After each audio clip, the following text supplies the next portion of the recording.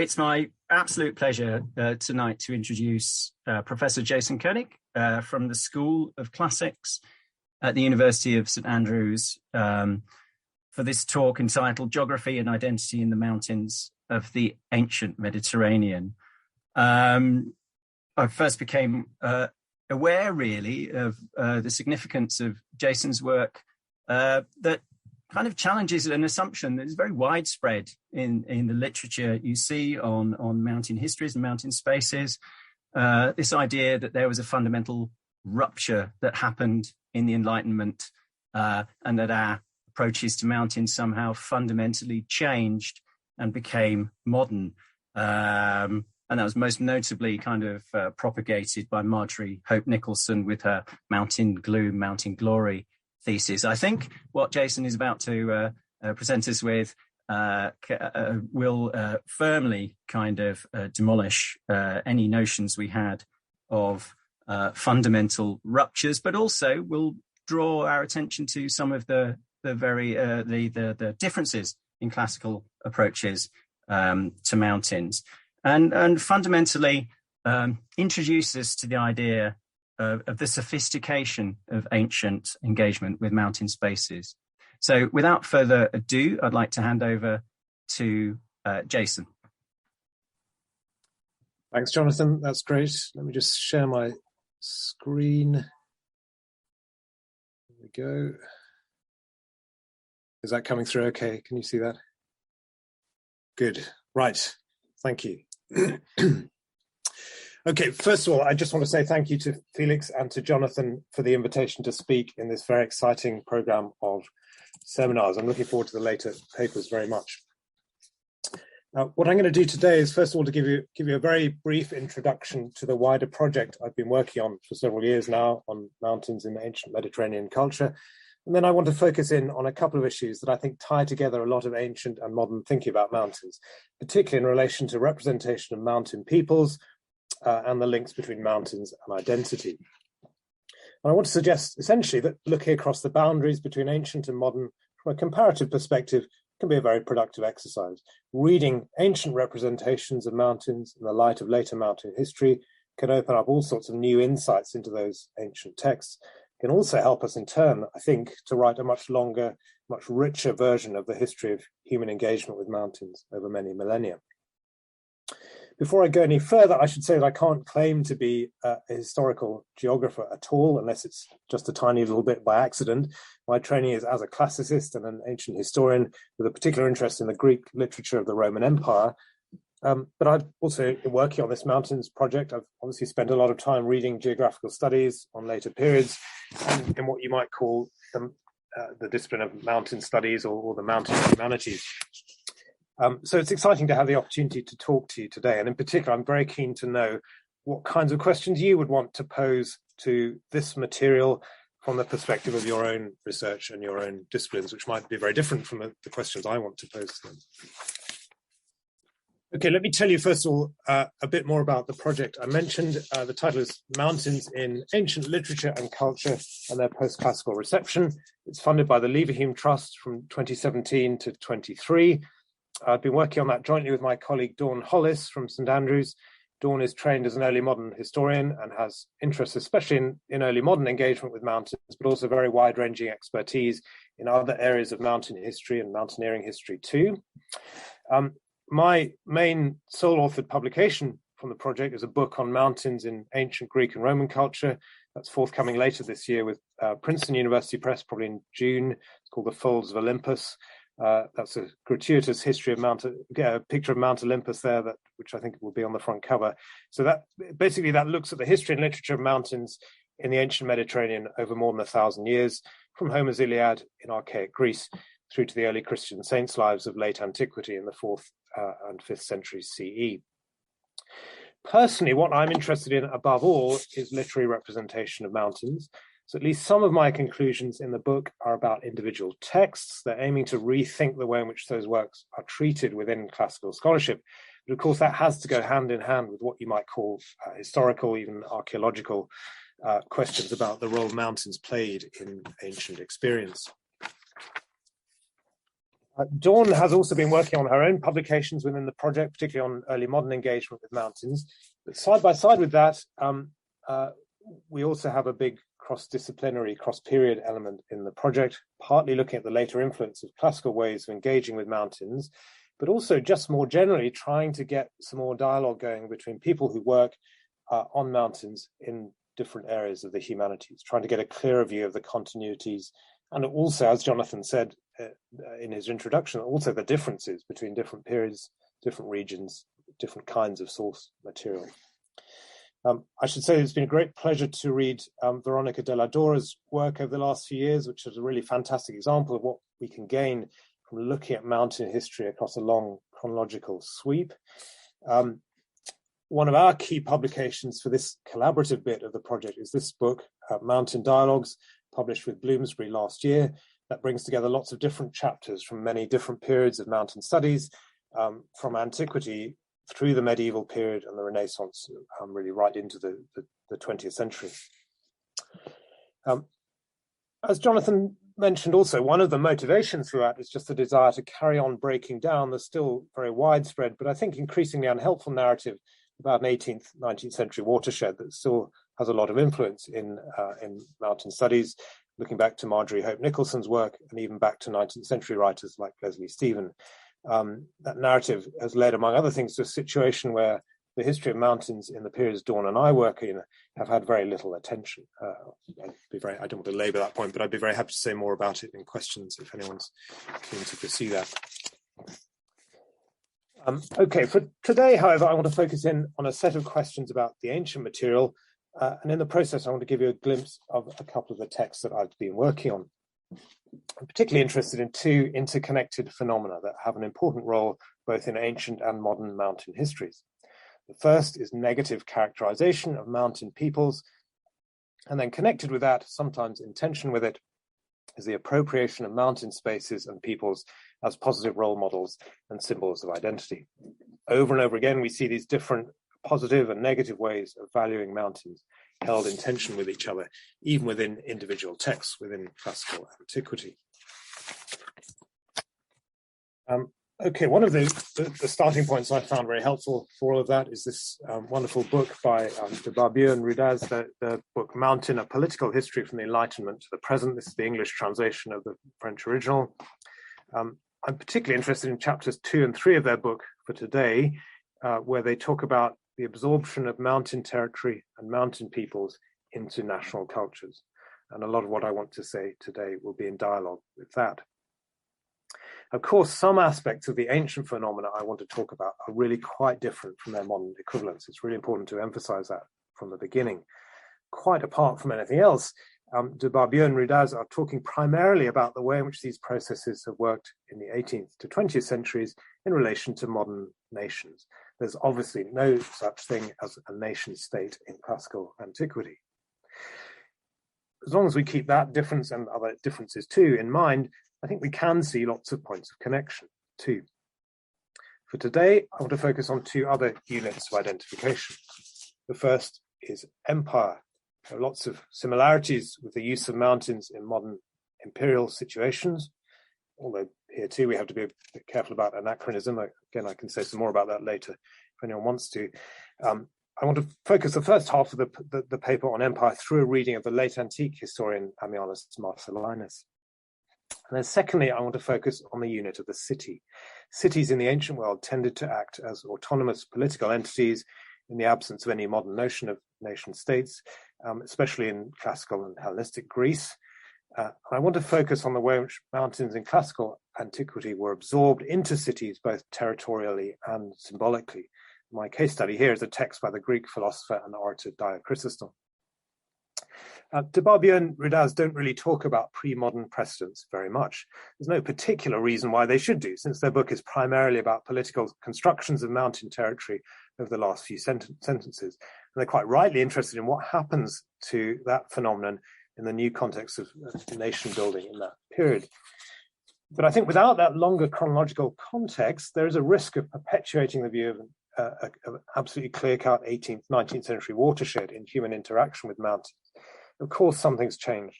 But if we emphasize that transformation too much, we can end up eliding an enormously rich and varied history of pre-modern engagement.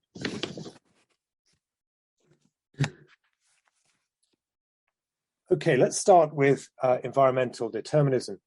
This is obviously the assumption that particular climates and terrains shape the character of the people who inhabited them.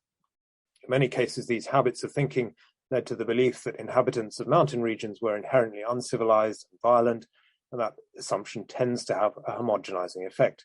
It elides the vast micro-regional variety of the Mediterranean world that ancient historians are now increasingly sensitive to, partly thanks to Horden and Purcell's work 20 years ago. And of course, that has a lot in common with the imposition of inflexible categories and anthropological frameworks in attempts to understand mountain peoples in the modern world. One of the foundational texts for that approach is Hippocrates' Airs, Waters, Places, which maps out at enormous length the relationship between character and landscape in many different regions of the ancient Mediterranean. So this is just one small snippet from that work. He tells us that those who inhabit a region which is mountainous and rough and high and well watered, where the changes of the seasons bring differences, are likely to have large figures well adapted to suffering and courage, and natures of this kind have not a little wildness and savagery. My impression is that de Barbier and Rudaz are inclined to represent the rise in categorizations of the mountaineer as a distinct human type as a development of the 18th century, hand in hand with other kinds of scientific categorization of mountains. And no doubt they are right about that up to a point. But of course, all of these later views of mountain communities are resting on a vast and complex foundation of ancient categorization. I should stress they do acknowledge that. I just want to give that even more attention than they give to it. Okay, it's not difficult to see how these kinds of claims might have had a mutually reinforcing relationship with projects of imperial conquest. And that becomes clear, especially when we look at the evidence from the Roman Empire. Although, once again, we have to be a little bit cautious about anachronistic readings of the relationship between empire and ethnographic knowledge. If you want to look more at that, my former colleague Greg Wolfe, who many of you will know from the ICS, has written about this at length in his book Tales of Barbarians, just arguing that ethnography is less straightforwardly influenced by empire in the ancient world than we might assume it to be. But nevertheless, there is clearly some connection. De Barbier and Rudaz in their chapter 6 discuss the way in which colonial engagement with mountains involved the projection of a particular type of spatiality connected with modern mapping, a projection of geographical rationality. There are some ancient parallels for that, but the sparseness of ancient map culture means that there are quite few and far between. Maps were quite rare in classical antiquity. It's just one example, the Peutinger table, that I would happily talk about later. Textual representations of imperial conquest tend to be closer to their modern equivalents in their urge to inventorize, to distinguish between different places and populations. The most famous example is probably the autobiographical account of the Emperor Augustus, his Res Gestae, where he boasts about the various Alpine tribes he has subdued. And Augustus's enormous victory monument at La Turbie, just north of Monaco, commemorates his conquest of the Western Alps. That's still standing there. In the image, you can see it there. It included a list of about 50 subjugated tribes, which can be reconstructed with the help of a passage in Pliny the Elder's Natural History. So control over mountain populations was celebrated in the ancient world, but it was also difficult, as it has been in later centuries too. In mountain battle narratives in ancient historiography, we tend to see a tension between mastery, successful control, and also extreme vulnerability. Roman soldiers in these texts are often exposed to a very haptic experience of immersion in or contact with mountain landscapes. And I think despite the many differences, that does anticipate some of the same phenomena we see in the late 19th century mountaineering tradition, the kind of thing Alan McKee has written about. Might even have influenced that later tradition. If you think about the way in which all of those early 20th century Himalayan explorers would have been brought up reading like authors like Xenophon and Livy and Julius Caesar at school. Control over mountain terrain was often partial. Mountains were often left under the control of client rulers. Good example is the region of Asaria in what is now southern Turkey, which I'll come back to later. That was very hard to pacify. It was on the edges of Roman control for many centuries. And again, I guess there are plenty of parallels for that. For example, de Barbier and Rudaz talk about mountain territories on the edge of the British Empire in India, which were within a British sphere of influence, but not directly administered. Some of you will know more about that than I do. Okay, so in all of that, of course, denigration of mountain populations was a constant presence. But that's not to say that the characterization of mountain peoples was always negative. As de Barbier and Rudaz have shown, in 19th and 20th century responses, the tendency to denigrate mountaineers, mountain dwellers, in other words, and to see mountains as barriers against invasion was often in tension with an alternative possibility where mountain inhabitants were valued for their distinctive virtues and even in some cases taken as emblematic figures of national identity. So, for example, they discuss the move from denigration to celebration in portrayals of the Highlands of Scotland in the 18th and 19th centuries. I'm holding up my Scottish rugby water bottle in the process. There are plenty of traces of a more positive attitude in our ancient sources too, not least in the hint of admiration in the Hippocrates passage I quoted earlier. You could also look at the way in which mountain populations of Italy were absorbed and assimilated as valued constituents of the Roman Empire and Roman identity after a period of initial conflict with Rome. For example, in images of admirable ruggedness and austerity associated with the people of the Apennines. De Barbier and Rudaz point out that there has tended to be a difference between nationalist and colonial engagement with mountains. The former often absorbs mountain populations, the latter tends to keep them at arm's length, representing them as objects of conquest. But that distinction doesn't necessarily stand up for the Roman Empire with its incorporative strategy, where conquered peoples tended to be brought into the empire very quickly as full members. Okay, I did consider talking about Strabo's geography here. That text is a fantastic example of the importance of both of the two different strands I've been discussing, denigration and incorporation of mountain peoples. It's packed with examples of both. Just giving you one example here, where he talks about the possibility of overcoming environmental factors by good government. Again, that's a kind of celebratory account of Augustus's and Tiberius's imperial intervention in the Alps. But for today, I want to concentrate on one other even more spectacular and more horrifying example of the use of these motifs. That's a work from a work called the Res Gestae of Ammianus Marcellinus. The text covers the period 353 to 378 CE. It's a wide-ranging account of the history of the Roman Empire in those decades, includes detailed accounts of campaigning in mountainous border territories right across the Roman Empire. So on one level, this text is very blunt in its denigration of mountain peoples, as we'll see in a moment. It's much less nuanced and less hesitant on that subject than many other ancient texts, which has very little interest, actually, in the idea of any kind of territorial or political absorption of mountain peoples. In fact, Ammianus treats that as a terrifying prospect.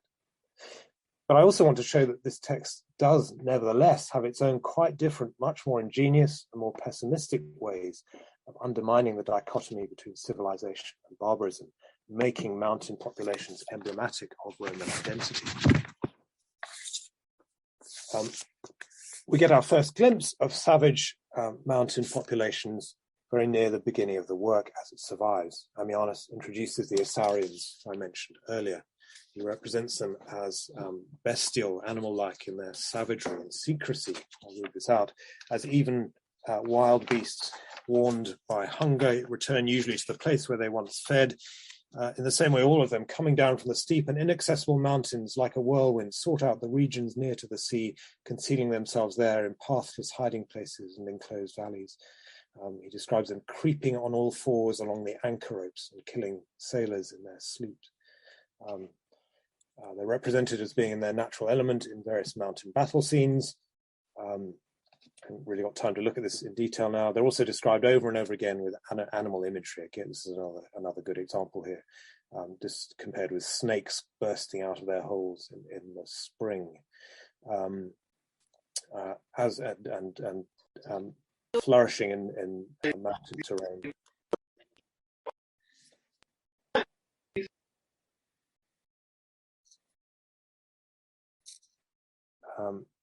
So it doesn't take much to see this as a pretty negative portrayal of the Asarians. And in a way, it's a good example of what I was saying earlier about Ammianus's lack of subtlety. The standard view among historians these days is that the Asarians were actually very much integrated into the Roman Empire in cultural terms. If anything, their resistance to Roman rule in the 4th century was actually a consequence of their exposure to Roman civilization and Roman wealth. There were many Asarians closely integrated into the Roman elite and the Roman army. Ammianus downplays that reality in favor of those old stereotypes. This language of environmental determinism becomes even more frequent in the last third of the work, especially in book 31, the final book, where he gives an account of the invasion of the Huns and the Goths into Roman territory. Ammianus tells us that the Huns were an object of terror even for other barbarians around them. He says they were a previously unfamiliar race of men who had recently risen from some hidden cavity like a snowstorm from the high mountains. He describes them as being monstrously ugly and misshapen, but incredibly tough. He talks about them wandering haphazardly through the mountains and woods. They grow accustomed to cold and hunger and thirst from their cradles. Those classic environmental determinist language there, and all of this leads to their defeat of the Roman army at the Battle of Adrianople in 378, where the Emperor Valens is killed right at the end of the work. So we've got this sense of a gathering storm of trouble that spills over the edges of the empire, making for a very unsettling conclusion to Ammianus's work. Admittedly, the work ends with this barbarian flood held at bay by the Roman army. The Goths eventually lose confidence and they head northwards as far as the foot of the Julian Alps, which is in modern Slovenia. But if we've read the text carefully, that might feel like an ominous ending. If we've learned one thing from the rest of the text, it's that mountain peoples are always liable to burst back out of their hiding places once they've regained their strength, like the savage and elemental forces of nature they are repeatedly associated with. Ammianus also tells us in this last passage down at the bottom of the page there, that all of the Goths living in Roman cities were slaughtered on a single day. He says this sensible plan was carried out without uproar or delay, and the eastern provinces were thus snatched from great dangers. That's a terrifyingly casual endorsement of genocide. It's the closing incident of his work. It's followed just by a 3-sentence epilogue, and that's it. Really, the most horrifying example of all of Ammianus's uncompromising denigration of these people from the mountains and his desire to keep them separate from the populations of the Roman Empire. And yet, Ammianus does also draw attention to the difficulty of separating mountain barbarism from the civilized centers of the empire by repeatedly characterizing the Roman elite in ways which are reminiscent of the barbarians he denigrates, by his use of metaphors associated with forces of nature in mountain contexts. It's as if he's interested in all of these wild populations, partly because they give him a metaphor for what is happening in the center of Roman politics. And that's what I meant in saying that Ammianus does in the end find this paradoxical way of absorbing and integrating mountain populations, at least conceptually speaking, even as he celebrates their exclusion from the Roman Empire. I'll give you an example, again, from the very beginning of the work as it survives. Those encounters with the Asarians are not actually the first use of natural force imagery and animal imagery. In book 14, books 1 to 13 are lost, I should say. Ammianus has already used equivalent metaphors in the very opening pages, just a page or two before, in describing Gallus, who's a member of the imperial family. There's a passage at the top I'm particularly interested in there. He tells us that Gallus rushed forward with irreversible force like a fast-flowing river. He's trying to convey the destructiveness of Gallus's actions. That phrase in Latin, instar rapidi fluminis, like a fast-flowing river, has epic simile connotations, And it comes just a couple of paragraphs before the equivalent phrase instar turbinis, like a whirlwind, which is used for the Asarians in the passage I quoted a little bit earlier on. So it's very hard to miss the equation between them, I think. And that initial description of Gallus, its juxtaposition with the savagery of the Asarians, sets the standard for everything that follows. Over and over again, we see Asarian-style animal imagery, mountain flood, storm imagery, applied to individual Romans who attract Ammianus's contempt, especially this imagery of snakes and other creeping animals hiding away in their lairs until the moment when they can burst out into open view. And many of these similes have very explicitly have mountain settings. Okay, so I focused in on this example from Ammianus partly to show you one particularly spectacular example of this common use of the language of environmental determinism in relation to mountain populations. For many authors, there are redeeming features for these populations, ways in which they can be brought into civilization and made to count in positive ways as symbols of imperial or civic or regional identity. That doesn't seem to be the case for Ammianus. And yet even he is interested nevertheless in this very paradoxical, ingenious, pessimistic version of that motif, that idea that mountain dwellers do after all stand on some level as exemplars of Roman identity. So my conclusion there is partly a conclusion about Ammianus's text aimed at classicists who work on this author. It seems astonishing to me that no one has ever really noticed all of these mountains in his histories before, let alone tried to work out what role they play in his vision of Roman imperial history. But side by side with that, I'm also interested in a set of broader conclusions, which might be of more immediate interest to this audience, about the richness and variety of ancient reflections on mountain communities and mountain identities, the way in which they anticipate in all sorts of different ways phenomena that we see in later mountain history. Okay, my second context is the ancient city. How was mountain terrain on the edge of city territory understood? How were mountains absorbed within cities in the ancient world, territorially, economically, conceptually?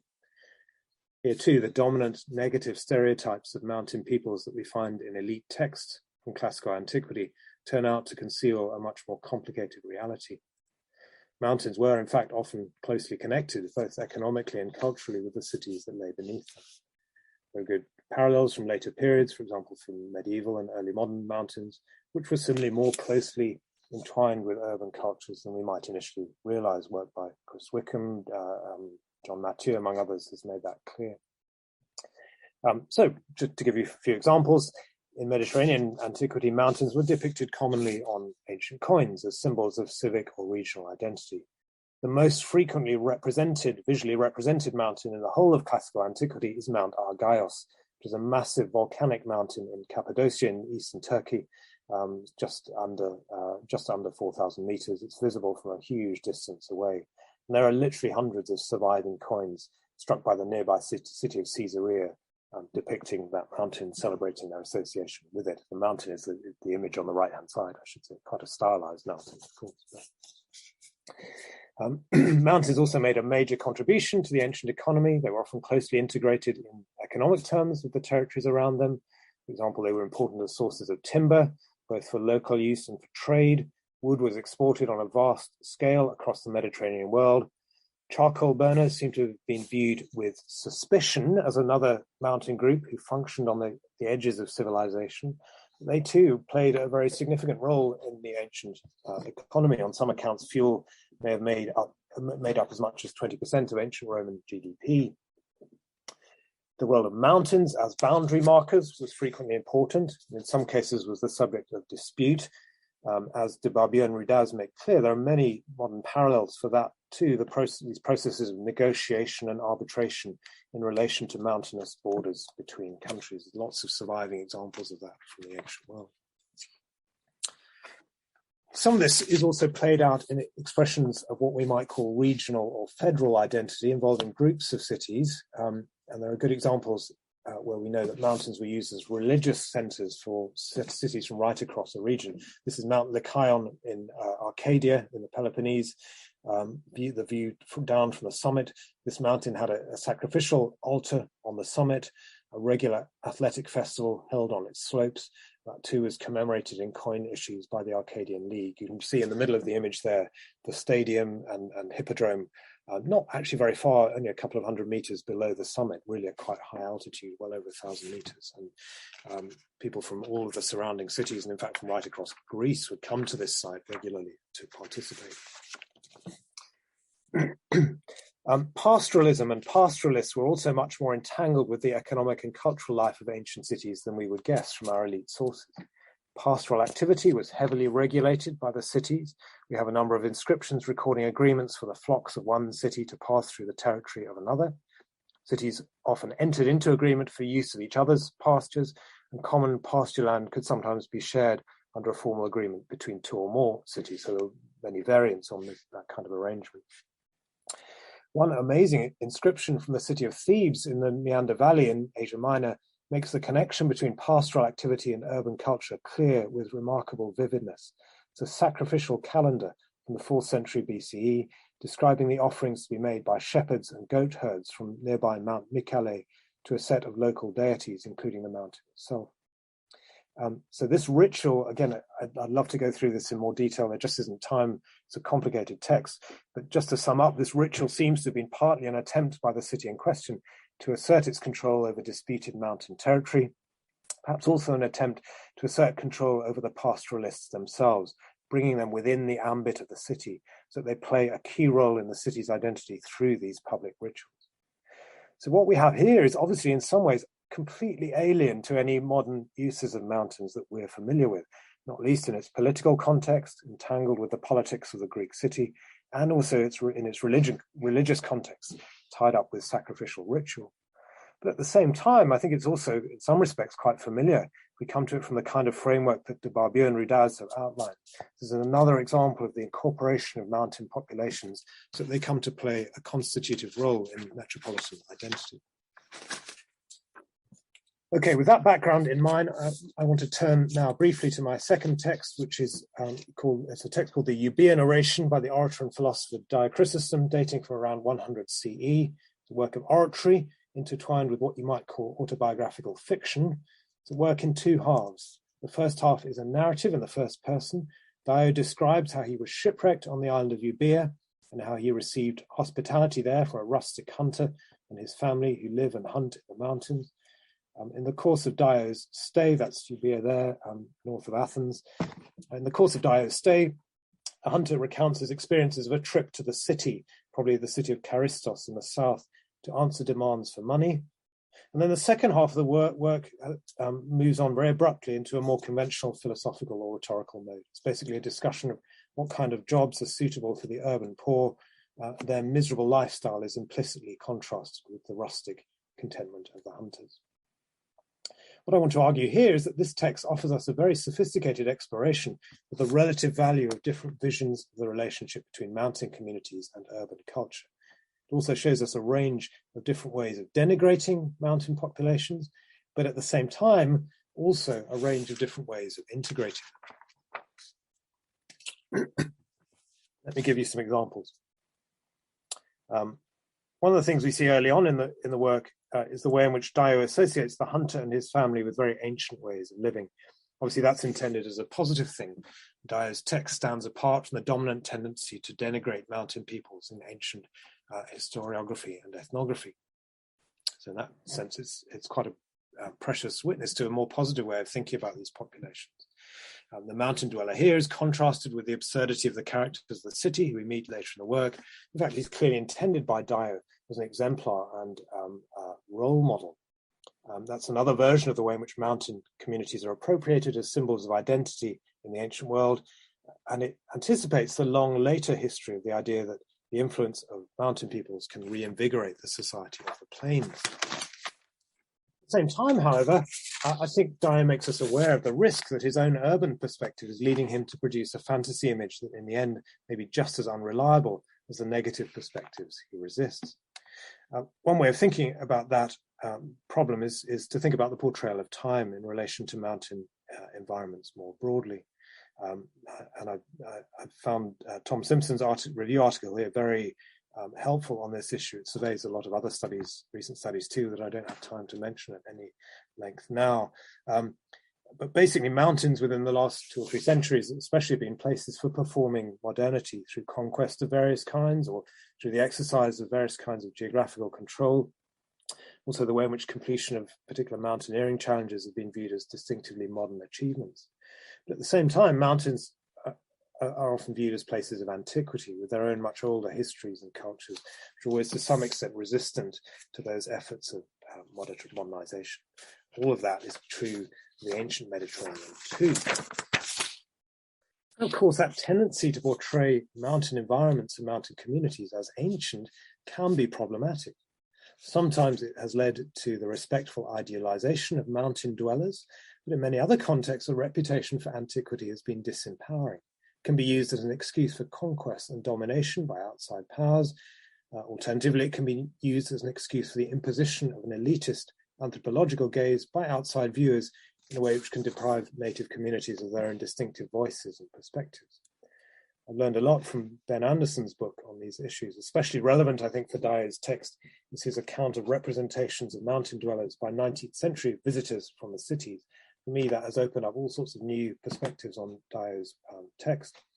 So, for example, Ben talks, especially in chapter 5, about the way in which urban mountaineers conjured up idealized pictures of mountain communities, which tended to link them with the past, in contrast with the modernity of the visitors who were using these images. Again, I'll read some of this. In England, Germany, and Austria, often well-meaning urban people valorized rural communities. But in doing so, they appropriated their voices, categorized and prescribed their identities, judged their status against their own as modern individuals. As we saw in the last chapter, wrote them out of narratives of progress in the mountains. And often went side by side with criticizing urban society, as he shows in chapter 3. Similarities with Dio's work are in some ways very striking, I think, although of course side by side, again, with vast differences. I've learned a lot about this also from reading on post-colonial approaches to eco-criticism, for example, this book by Huggan and Tiffin, again on the elision of local perspectives. So essentially what I'm arguing here is that Dio is quite self-conscious about precisely these kinds of problems in his portrait of the mountains of Euboea. He draws our attention to them actually quite playfully at various times. Let me give you one very brief example of that. The hunter jokes about Dio's urban perspective in this passage here. For now, he says, you shall rest after your difficult experience. But tomorrow, as far as it is possible for us, we will take care to make sure you get to safety, now that we've got to know you. You look to me like one of those men from the city, not a sailor or a labourer. In fact, you seem to be suffering from some great bodily weakness, to judge by your thinness. That passage draws on comic stereotypes of the urban philosopher to present Dio as a weakling who is unsuited to the rigours of rustic life. It's as though Dio's stereotypically philosophical impracticality and weakness almost literally disqualify him from the rural lifestyle that his philosophical outlook predisposes him to idealize. He can't escape from his city identity and his city perspective. This text of Dio's is a work that's been written about quite a lot, for example, taken as evidence for the economic realities of Roman Euboea, or in the case of J. Donald Hughes, and used as evidence for the life of mountain communities. But oddly, I haven't come across anything that really brings out Dio's quite comical self-consciousness at moments like this one, the way in which he draws attention to the difficulty of depicting a mountain environment without getting sucked into an urban way of viewing. Okay, I've only got a couple of minutes left, but let me show you one more passage. The gulf in understanding between city dwellers and mountain dwellers becomes all the more clear when the hunter launches into an account of a visit he made some years ago to the city. The hunter struggles to understand the urban landscape he encounters. The city dwellers find it equally hard to understand the hunter's perspective. The hunter is brought in front of the crowd, clearly the city's assembly, and he's accused of taking over public property. The crowd gets very angry. Eventually, another speaker gets up to defend him and manages to sway the crowd in his favour. Everything turns out okay for him in the end, and he goes home without paying anything. In the course of this speech, the second speaker comes up with a proposal, which I've given you an extract from that here. He says, let these men have the land free for 10 years, and after that period, let them agree to pay a small portion from their produce, but nothing from their cattle. If any alien takes up land, let him likewise pay nothing for the first 5 years, but after that twice as much as the citizens. Let any alien who shall put 50 acres under cultivation be made a citizen in order to encourage as many as possible. We do actually have documentary evidence for this kind of deal being offered by cities around the time Dio is writing. What I want to draw attention to here is the fact that even the hunter's defender seems incapable of throwing off an urban perspective in that response. This is meant as a positive proposal, sympathetic to the hunter and his family, but it nevertheless still imagines the mountain as a place of economic exploitation, ultimately under the city's control. And that, I think, anticipates the countless modern examples of the way in which mountain dwellers have often been displaced from their role as managers of their own natural resources by the imposition of modern ways of managing mountain territory. So just to summarize on Dio presents us with two quite different visions of how mountain populations might be absorbed within the city. The city dwellers envisage a kind of economic integration. Dio himself suggests something quite different, something more paradoxical. It's a vision of a kind of symbolic absorption of the mountaineer. Dio takes the organic simplicity of the hunter's life as a symbol of the kind of philosophical virtue that he suggests the Greek cities urgently need. So you might see that as a mirror image of the kind of symbolic absorption of mountain peoples that we find in Ammianus. It's a positive, hopeful version, in contrast with the Ammianus's much more pessimistic image. At the same time, Dio draws our attention to the fact that both of these ways of appropriating the figure of the mountain dweller, not only the claims of the city dwellers, but also even his own more sympathetic attempt, are marked by the difficulty of throwing off an urban perspective, the risk of imposing an urban perspective on the hunter and his family.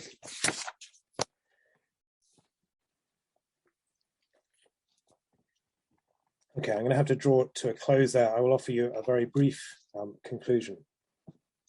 What I've tried to do is to give you a glimpse of the complexity that we see in so many ancient representations of mountains, especially their capacity to hold a range of different visions of mountain peoples and mountain identity side by side with each other, different visions of how far mountains can or should be integrated into the territory and life of the cities of the Roman Empire. I hope it's clear that reading these texts through the lens of modern mountain studies has helped me to see them freshly. These are both texts, like so many others from the ancient world, where the mountain settings have often had no attention. The mountains often seem to be hiding in plain sight. But actually, when you start to look at them, you can see that they're often reflecting in their own distinctive ways on issues that have been important for modern mountain studies too. I hope it's also clear that looking back to these texts can help us to gain new perspectives on mountain studies, modern mountain studies in turn. If nothing else, because they help us to see that some features of modern thinking about mountains, especially in relation to identity, have an even longer and even more conflicted history than we sometimes acknowledge. Thank you very much.